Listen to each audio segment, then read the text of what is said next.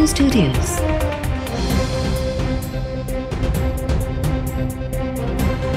You are watching 12 PM Bulletin.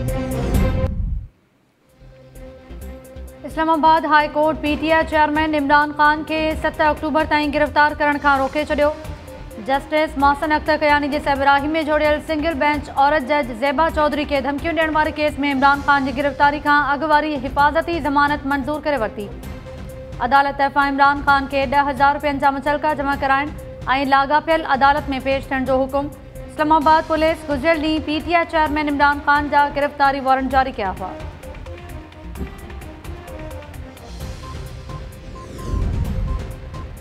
वज़ीर आज़म house जी landline महफूज़ हूंदी आहे पर उहा हैक थी वई। ऑडियो लीक्स मामलो गणती वारो आहे। दुश्मन मुल्क ताईं छा न पहुतो हूंदो। ऑडियो लीक सभ खां वॾो सिक्योरिटी ब्रीच आहे। मूंखे सही ख़बर न आहे त उन पुठियां केरु आहे। इमरान खान जी निजी TV चैनल के ख़ुसूसी इंटरव्यू दौरान ॻाल्हि ॿोल।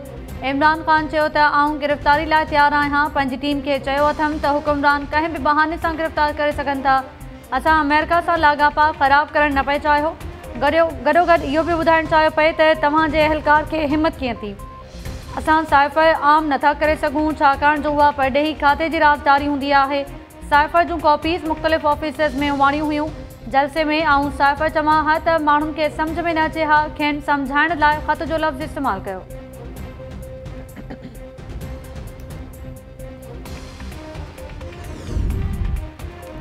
इमरान खान के गिरफ़्तार करण जो इरादो न आहे। संदसि ख़िलाफ़ ज़मानत जोॻे केस में मामूल जा वारंट जारी थिया आहिनि।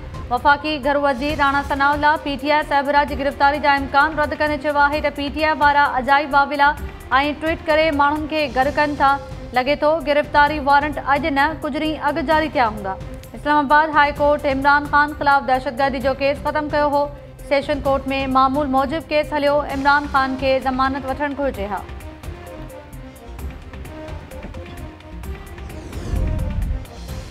ख़बरदार इमरान खान के गिरफ़्तार करण जी ग़लती न कजो न त पछताईंदो।